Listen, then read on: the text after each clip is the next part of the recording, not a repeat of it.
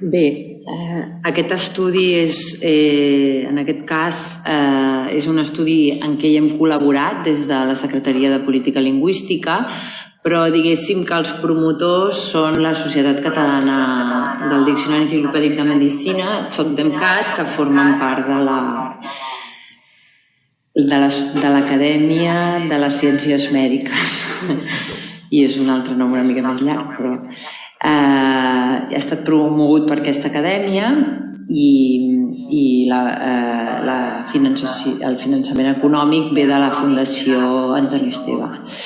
Són uns resultats preliminars perquè, com tots us podeu imaginar, l'assistència sanitària amb la pandèmia ha estat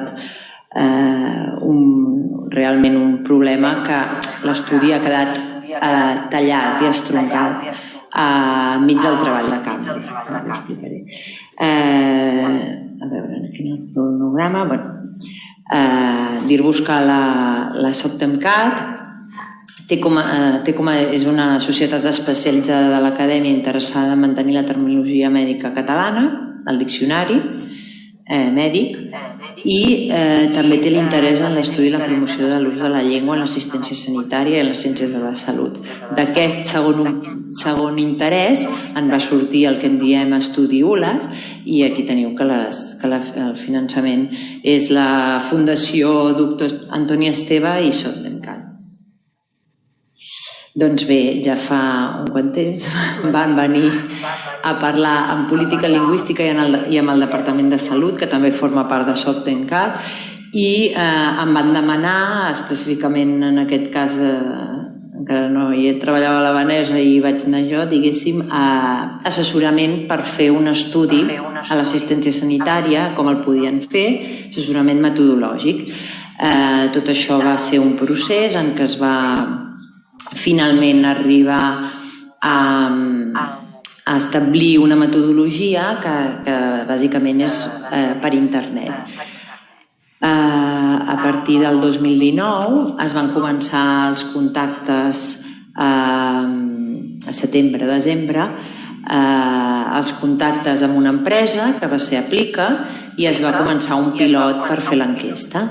S'inicia l'enquesta el 20 de gener del 2020 i bàsicament la metodologia és: tenim un llistat de centres sanitaris amb el nom de gerents d'aquests centres sanitaris, CAPs i hospitals, i en aquestes gerències se'ls envia un qüestionari en línia i es demana que la gerència faci la difusió al personal de medicina i d'infermeria. Aquesta, per sintetitzar, és la metodologia. Al març s'atura el treball de camp, evidentment. Estava programada una represa per l'octubre, però no ha pogut ser. I, per tant, no hem arribat a l'objectiu de les 3.000 enquestes, que era l'objectiu de tenir una mostra representativa. L'estudi té com a objectiu analitzar els usos lingüístics de professionals sanitaris, metges, metgesses, infermeres i infermers, hospitals i centres d'atenció primària públics. Aquest és l'univers d'estudi. És un qüestionari en línia, es fa, com us he explicat, un contacte amb les gerències de 300 centres de Catalunya i es fa un seguiment de retrucades, exacte. És a dir, com que tenim exactament d'on ens estan responent, perquè ens diuen soc del CAP de Manso i de l'hospital de no sé què, sabem si aquell centre necessita més respostes i, per tant, es fa una retrucada per tal d'aconseguir una mostra representativa i que no sigui la voluntarietat de cada centre. Bàsicament el que es pregunta és, bé, aquí hi ha un petit esquema, es vol estudiar la relació entre metges, metgesses, infermers i infermeres. Són preguntes similars a les que coneixeu de qüestionaris com quan el qüestionari Índex Pla o els qüestionaris que s'han fet a empreses. Es pregunta sobre la llengua escrita, història clínica, informes mèdics, consells dietètics, etc.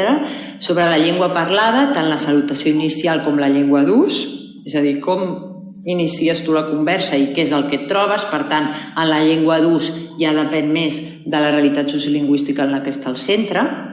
També es pregunta sobre usos interns, treballs amb altres professionals, correus electrònics, etc.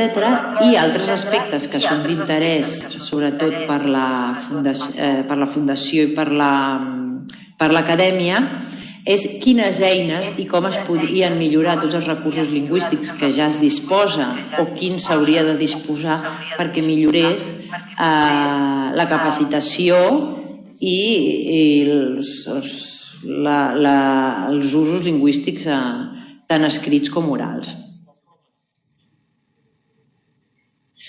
A veure, són resultats provisionals, preliminars, ja us ho he dit d'alguna manera, i per tant és una mostra amb moltes limitacions perquè el que encara ens manca de resposta són els hospitals grans i per tant diguéssim que tenim una sobrerepresentació en aquestes dades dels CAPs, dels centres d'atenció primària.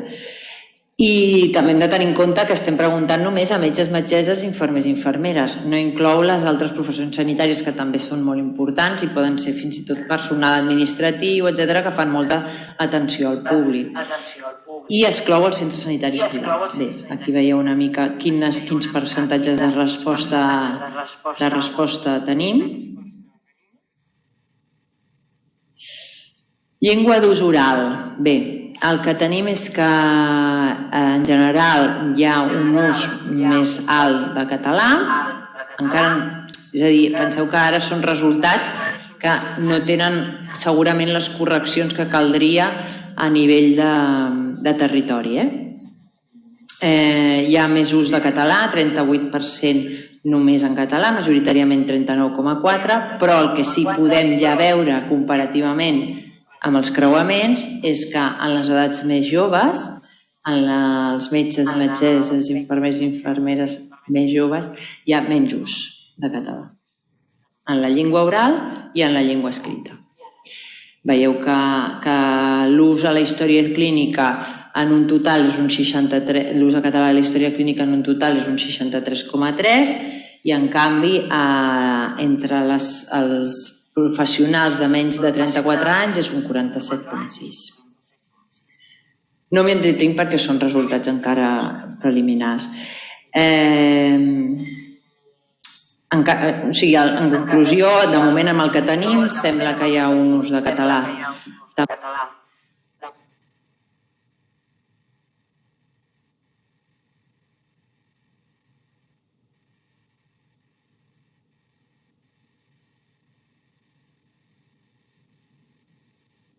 Han parlat com escrit en l'assistència sanitària majoritari, és a dir, més del 50%, però que hi ha comportaments diferenciats per edat, per professió,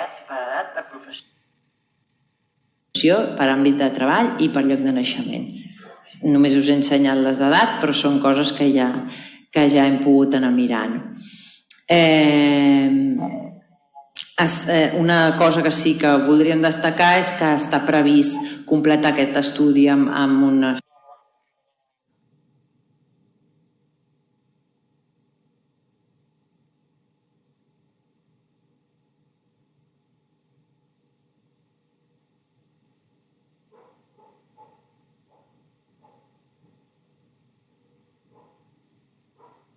estudi qualitatiu que faci encara més incidència en quines coses es poden fer i quins recursos són necessaris.